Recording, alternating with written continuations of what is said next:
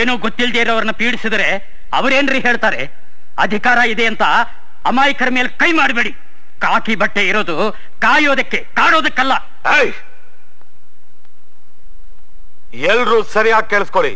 ಈ ಶಾಂತಿನಗರದಲ್ಲಿ ಶಾಂತಿ ಇರ್ಬೇಕು. ನಿಮ್ಗೆಲ್ಲ ಇದೊಂದೇ ಜನ್ಮ ಸಾಕು ಅನ್ಸಿದ್ರೆ ಸ್ಟೇಷನ್ ಬಂದು ಜನ್ಮ ಇರೋ ಜಾಗ ತಿಳಿಸಿ. ಇಲ್ಲ ನಾಳೆ ಬಂದು ನಿಮ್ಗೆಲ್ಲ ಪುನರ್ಜನ್ಮ ಕೊಡ್ತೀನಿ. Mind it. This is the final warning.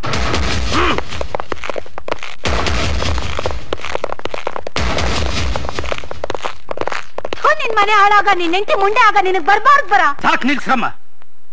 ನೀವೇ ಹಳ್ಳ ತೋಡ್ಕೊಂಡು ಅದರಲ್ಲಿ ನೀವೇ ಮಲ್ಕೊಂಡು ಮಣ್ಣು ಮುಚ್ಚೋದಕ್ಕೆ ಬಂದವನ್ನ ಬೈತಾ ಇದ್ದೀರಾ. ಏನ್ ಹೇಳ್ತಿದ್ದೀರಾ? ನಮ್ಮ ಹಕ್ಕು ಬಾಧ್ಯತೆಗಳನ್ನ ಇಂಥವನು ಬಾರ್ಗೋಲಲ್ಲಿಟ್ಟು ಬರಿಗಳ ಮೂಲಕ ಅವನು ವಾಪಸ್ ಕೊಡೋದಕ್ಕೆ ಬಂದ್ರೆ ಅವನನ್ನು ಬೈದ್ರೆ ಇನ್ನೇನಂತಾರೆ?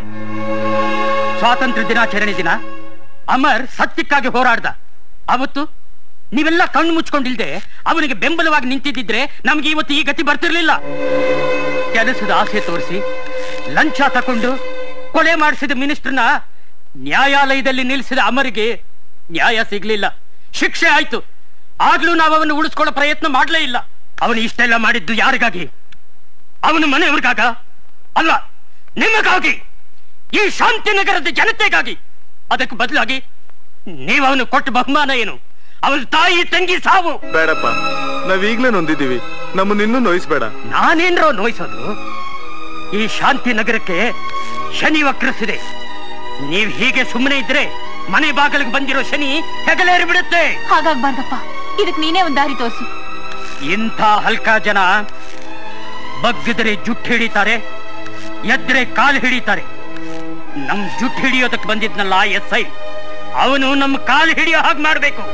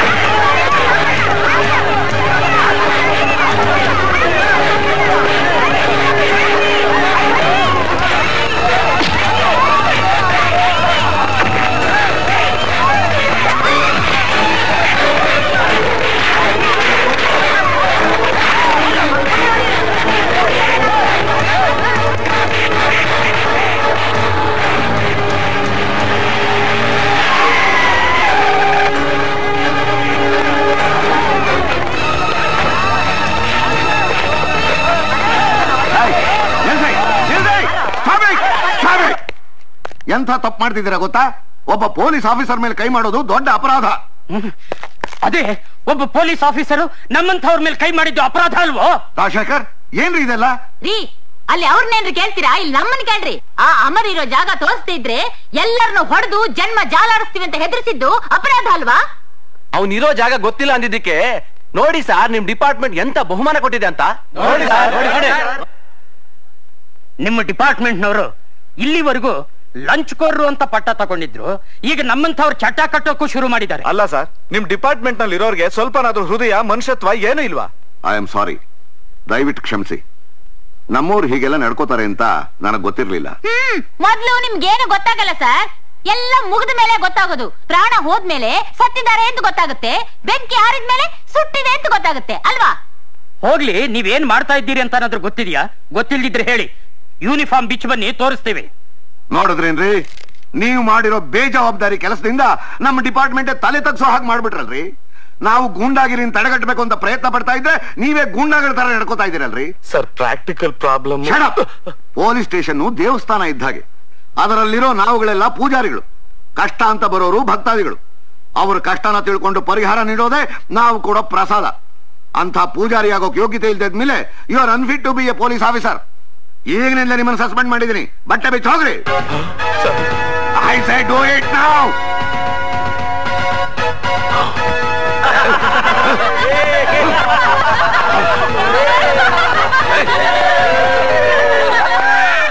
ಇದುವರೆಗೂ ನಿಮಗಾಗಿರೋ ಅನ್ಯಾಯಕ್ಕೆ ನಾನು ಡಿಪಾರ್ಟ್ಮೆಂಟ್ ಪರವಾಗಿ ಕ್ಷಮೆ ಕೇಳ್ಕೊತೀನಿ.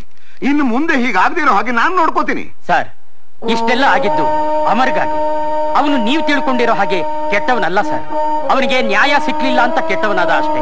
ಅವನು ಹೀಗಾಗೋದಕ್ಕೆ ಕಾರಣ ಏನು ಅಂತ ಗೊತ್ತಾ ಸರ್?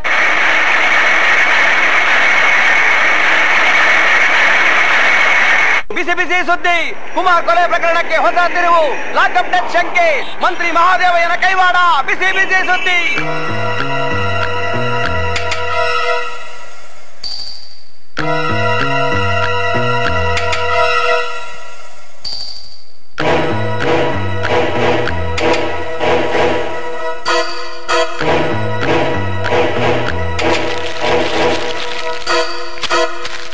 What is this? ಐಸೆ ಏನ್ರಿ ಇದು? ಏನ್ರಿ ಇದೆಲ್ಲ? ಲಾಕಪ್ ಡೆತ್ ಕೇಸ್ ನಲ್ಲಿ ನಿಮ್ ಕೈವಾಡ ಇದೆ ಅಂತ ಎಲ್ಲಾ ಪೇಪರ್ ಅಲ್ಲೂ ಬರ್ದಿದಾರಲ್ರಿ. ಪೇಪರ್ನವ್ರಿಗೇನ್ ಬಿಡಿ ಸರ್, ಕಡ್ಡಿ ಅಳ್ಳಾಡಿದ್ರೆ ಸಾಕು ಕಾಳಿಂಗ ಸರ್ಪನೆ ಹೋಯ್ತು ಅಂತಾರೆ. ಬಾಯಿದೆ ಅಂತ ಬಂದದ್ದೆಲ್ಲ ಮಾತಾಡ್ಬೇಡ್ರಿ. ಪತ್ರಿಕೆಗಳು ಮನಸ್ಸು ಮಾಡಿದ್ರೆ ಸರ್ಕಾರನ ಉಳಿಸ್ಲೂಬಹುದು. ನಾವಿದ್ರೆ ಅಲ್ವೇನ್ರಿ ಪತ್ರಿಕೆಗಳು ಇರೋದು? ಇಲ್ದೆ ಹೋದ್ರವರು ಕಾಗೆ ಗೂಬಿಗಳ ಮೇಲೆ ಕತೆ ಬರೀಬೇಕಾಗತ್ತೆ. ಬರೀ ಪೇಪರ್ ನಲ್ಲಿ ಮಾತ್ರ ಅಲ್ಲ, ಮಾಡ್ದವ್ರ ಪಾಪ ಆಡ್ದವ್ರ ಬಾಯಲ್ಲಿ ಅನ್ನೋ ಹಾಗೆ ಜನ ಎಲ್ಲ ನಿಮ್ ಬಗ್ಗೆನೆ ಮಾತಾಡ್ಕೋತಿದ್ದಾರೆ. ಜನಗಳಿಗೇನ್ ಬಿಡ್ರಿ, ಹೊಸ ನೋಟು ಹಳೆ ಅಂಡ ತೋರ್ಸಿದ್ರೆ ಸಾಕು ಒಂದು ಕತ್ತೆಗೂ ಓಟ್ ಹಾಕಿ ಗೆಲ್ಲಿಸ್ಬಿಡ್ತಾರೆ. ಅವ್ರ ಮಾತೆಲ್ಲ ಲೆಕ್ಕಕ್ಕೆ ತಗೋತಾ ಇದೀರಲ್ರಿ. ರೇ, ಜನ ನಮ್ಮ ಮೇಲೆ ಇಟ್ಟಿರೋ ನಂಬಿಕೆಗೆ ಇದೇನ್ರಿ ನೀವು ಕೊಡ್ತಿರೋ ಬಹುಮಾನ? ಅಲ್ಲ, ನಾ ಏನ್ ಮಾಡಬಾರ್ದು ಮಾಡಿದೀನಿ ಅಂತ ನೀವೆಲ್ಲ ಅರ್ಚ್ಕೋತಾ ಇದೀರಾ? ಅರ್ಚ್ಕೊಳ್ಳೋದ? ಒಬ್ಬ ಅಮಾಯಕನಿಗೆ ಕೆಲಸದ ಆಸೆ ತೋರಿಸಿ ಅವನ ಹತ್ರ 1 ಲಕ್ಷ ರೂಪಾಯಿ ಲಂಚ ತಗೊಂಡಿದ್ದು ತಪ್ಪಲ್ವಾ? ಕೆಲಸನೂ ಕೊಡಿಸದೆ ಅವನ್ ದುಡ್ಡು ತಿರುಪ್ತಿ ತೋರಿಸಿ ಅವನ್ನ ಲಾಕಪ್ ನಲ್ಲಿ ಹೊಡೆದು ಸಾಯಿಸಿ ಆ ಕೇಸ್ನ ಮುಚ್ಚಾಕಿದ್ ತಪ್ಪಲ್ವಾ? ನೀವುಗಳೆಲ್ಲ ಮಾತಾಡ್ತಿರೋ ದಾಟಿ ನೋಡಿದ್ರೆ ಇದೆಲ್ಲ ಅವ್ರ ಕೈವಾಡನೆ ಅಂತ ನನಗೆ ಅನ್ನಿಸ್ತಾ ಇದೆ. ನೀವೆಲ್ಲ ಮಂತ್ರಿಗಳಾದ್ಮೇಲೆ ಯಾರು ಒಂದ್ ತಪ್ಪನ್ನು ಮಾಡೇ ಇಲ್ವಾ? ಅದೆಷ್ಟು ಕೊಲೆಗಳನ್ನ ಮಾಡಿ ನೀವು ಈ ಸೀಟಲ್ಲಿ ಕೂತಿದ್ದೀರಾ ಅಂತ ನನಗೆ ಗೊತ್ತಿಲ್ವಾ? ಈ ಸಿಎಂ ಇಡೀ ಸಮಾಜನೇ ಲಾಕಪ್ ಮಾಡಿ ದಿನ ಒಂದಲ್ಲ ಒಂದ್ ರೀತಿ 100 ಜನ ಅಮಾಯಕರನ್ನ ಸುಲಿಗೆ ಮಾಡ್ತಾ ಇದಾರಲ್ಲ, ಹತ್ತಪ್ಪಲ್ವಾ? ನಾನ್ ಲಾಕಪ್ ಡೆತ್ ನಲ್ಲಿ ಇನ್ವಾಲ್ವ್ ಆಗಿದ್ದೀನಿ ಅಂತ ಹೇಳ್ತಾ ಇದ್ದೀರಲ್ಲ, ಆದ್ರೆ ನೀವುಗಳು ಮಾಡ್ತಿರೋದೇನು? Death of society, death of freedom. ಸಾಕು ನಿಲ್ಲಿಸ್ರಿ ನಿಮ್ಮ ಹದ್ದು ಮೀರಿದ ಮಾತನ್ನ. ಈ ಕ್ಷಣವೇ ರಾಜೀನಾಮೆ ಕೊಟ್ಟರೋ ಸರಿ. ಇಲ್ಲದೆ ಇದ್ರೆ ನಿಮ್ಮ ಬಗ್ಗೆ ಡಿಸಿಪ್ಲಿನರಿ ಆಕ್ಷನ್ ತೆಗೆದುಕೊಳ್ಳಿ ಅಂತ ಪಾರ್ಟಿ ಪ್ರೆಸಿಡೆಂಟ್ ಗೆ ರೆಕಮೆಂಡ್ ಮಾಡ್ಬೇಕಾಗುತ್ತೆ. ರೇ ಚೀಫ್ ಮಿನಿಸ್ಟ್ರೇ, ನೀವು ತುಂಬಾ ಚೀಪಾ ಮಾತಾಡ್ತಿದ್ದೀರಾ. ಅಲ್ರಿ, ಲಕ್ಷಾಂತರ ರೂಪಾಯಿ ಹಣ ಸುರಿದು ಎಲೆಕ್ಷನ್ ಅಲ್ಲಿ ಗೆದ್ದು ಬಂದಿರೋದು ರಾಜೀನಾಮೆ ಕೊಡಕ್ಕಲ್ಲ. ನನ್ನ ರಾಜೀನಾಮೆ ಕೇಳೋ ಹಕ್ಕು ನಿಮಗೂ ಇಲ್ಲ, ಓಟ್ ಹಾಕಿರೋ ಜನಕ್ಕೂ ಇಲ್ಲ. ಯಾಕೆ ಅಂತ ನಿಮ್ಗೂ ಗೊತ್ತು, ಅವ್ರಿಗೂ ಗೊತ್ತು. ನನ್ನ ಖಜಾನೆ ಖಾಲಿ ಮಾಡಿ ಗೆದ್ದು ಬಂದಿದ್ದೇನೆ ಹೊರತು ಸರ್ಕಾರದ ಖಜಾನೆ ಅಲ್ಲ ರೀ. ಚೀಫ್ ಮಿನಿಸ್ಟ್ರೇ, ಹಣ ಬಿತ್ತಿ ಹಣ ಬೆಳೆಯೋದೆ ಪೊಲಿಟಿಷಿಯನ್ ಪ್ರೊಫೆಷನ್ ಅಂತ ನನಗಿಂತ ಸೀನಿಯರ್ ಆಗಿರೋ ನಿಮಗೂ ಗೊತ್ತು, ಅವ್ರಿಗೂ ಗೊತ್ತು. ಅಲ್ರಿ, ಮಾಂಸ ತಿಂತೀವಿ ಅಂತ ಹೇಳಿ ಮೂಳೆನ ಕತ್ತಿಗೆ ಹಾಕೊಂಡು ತಿರ್ಗಾಡೋದಕ್ಕಾಗುತ್ತೇನ್ರಿ? ಇಲ್ಲ ನೋಡ್ರಿ, ನೀವಾಗೆ ರಾಜೀನಾಮೆ ಕೊಟ್ಟರೋ ಸರಿ. ಇಲ್ದೇ ಇದ್ದ ನಿಮ್ಮನ್ನ ಪಕ್ಷದಿಂದ ಉಚ್ಚಾಟನೆ ಮಾಡ್ಬೇಕಾಗ್ತದೆ. ಓಹೋ, ಈ ಕಾಲದಲ್ಲಿ ಖಾದಿ ಹಾಕೊಂಡು ಗಾಂಧಿ ತರ ಮಾತಾಡೋ ನೀನು ಈ ರಾಜ್ಯದ ಮುಖ್ಯಮಂತ್ರಿ ಆಗಕ್ಕೆ ಲಾಯಕ್ಕಿಲ್ಲ. ತಾಳು.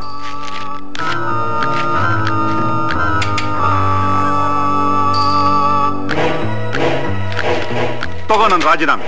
ಇದನ್ನ ಜೇಬಲ್ಲಿ ಇಟ್ಕೊಂಡು ಮೊದಲು ಈ ಸೀಟನ್ನು ಖಾಲಿ ಮಾಡು. ಈ ಸೀಟಿಗೆ ನಾನ್ ಬರ್ತಾ ಇದ್ದೀನಿ. ಬರ್ಲಾ?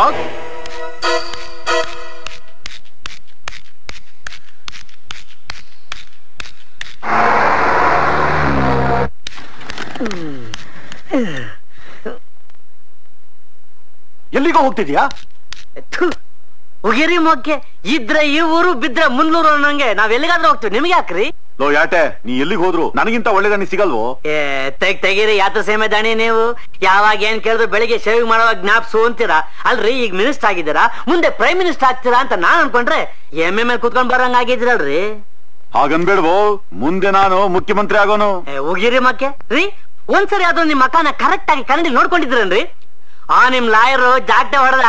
ಇಲ್ಲಿ ನೋಡಿ, ಈ ನಿಮ್ SI PP ಊತ ನಿಂತಿದ್ದಾನೆ. ಅಲ್ಲೇನ್ ನೋಡ್ತೀರಿ, ಇಲ್ಲಿ ನೋಡ್ರಿ. ಈಗಲೂ ಕಾಲ ಮಿಂಚಿಲ್ಲ, ನನ್ನ ಹತ್ರ ಎಕ್ಸ್ಟ್ರಾ ಟಿಕೆಟ್ ಇದೆ. ನೀವು ನನ್ ಜೊತೆ ವಿಜಯವಾಡಕ್ ಬಂದ್ರಿ, ಗೆದ್ರಿ. ಇಲ್ಲ ಜನಗಳ ನಿಮ್ಮನ್ನ ತಿರುಪತಿ ಕಳ್ಸ್ಬಿಡ್ತಾರೆ ನೋಡಿ. ನಾನ್ ಹೋಗಲ್ವೋ, ನಾನೇ ಅವ್ರಿಗೆ ಕಳ್ಸ್ಕೊಡ್ತೀನಿ. ಓಹೋ, ಹಾಗಾದ್ರೆ ಒಂದು ಸ್ಮಾಲ್ ಪ್ರೆಸೆಂಟೇಶನ್. ಏನದು? ಟೈಮ್ ಬಂದ್ಬಿಟ್ಟಿದೆ ಅಂತ ಕಾಣುತ್ತೆ, ಹಿಡ್ಕೊಳ್ಳಿ. ಯಾವ್ದಕ್ಕೂ ಬೇಕಾಗುತ್ತೆ, ಬರ್ತೀನಿ. ಗೋವಿಂದ ಗೋವಿಂದ ಗೋವಿಂದ ಗೋವಿಂದ. ಇದೇನೆಯಾ ನೀವು ನನ್ನ ಕೂಡ ಬಹುಮಾನ? ನಾನ್ ನಿಮ್ಮನ್ನ ನನ್ನ ಕೈ ಅನ್ಕೊಂಡಿದ್ದೆ, ಆದ್ರೆ ನೀವು ನನ್ನನ್ನೇ ತೊಳೆದು ಬಿಟ್ರಿ. ಜನ ಇರ್ಲಿ, ನನ್ನ ಕಾಲ್ನೆಟ್ಟಿದ್ ನಾಯಿಗಳೇ ನನ್ನನ್ನ ಕಚ್ಚು ಹಾಗಾಯ್ತಲ್ಲಯ್ಯ. ನಾನು ಸಮಾಜದ ಸಮಾಧಿ ಮೇಲೆ ನನ್ನ ಸಾಮ್ರಾಜ್ಯ ಕಟ್ಟೋಣ ಅಂತ ಇದ್ದೆ, ಆದ್ರೆ ನೀನು ಶಾಂತಿನಗರದಲ್ಲಿ ಗಲಾಟೆ ಮಾಡಿದೆ, ಲಾಕಪ್ ಡೆತ್ ಕೇಸ್ ಓಪನ್ ಆಯ್ತು. ನಾನೇನ್ ಮಾಡ್ಲಿ? ಜನಗಳನ್ನ ಹಿಡ್ಕೊಂಡು ಹೊಡೆದ್ರೆ ಆ ಜನ್ಮ ನನ್ನ ಹುಡ್ಕೊಂಡ್ ಬರ್ತಾನೆ ಅನ್ಕೊಂಡೆ. ಮತ್ತೀಗ ಏನ್ ಮಾಡ್ತೀಯಾ? ನಾಳೆ ರಾತ್ರಿ ನಿಮ್ ನಿದ್ರೆಗೆ ಆ ಜನ್ಮನ್ ಸಾವಿನ ಸುದ್ದಿನೇ ಲಾಲಿ ಹಾಡಾಗೋಗ್ ಮಾಡ್ತೀನಿ. ನಿಜವಾಗ್ಲೂ? ಯೋಚನೆ ಮಾಡಬೇಡಿ ಸರ್, ನಾನು ಹಿಡ್ಕೊಂಡಿರೋ ಈ ತಿರುಪತಿ ತಿಮ್ಮಪ್ಪನ ಚಂಬಿನ ಮೇಲೆ ಆಣೆ.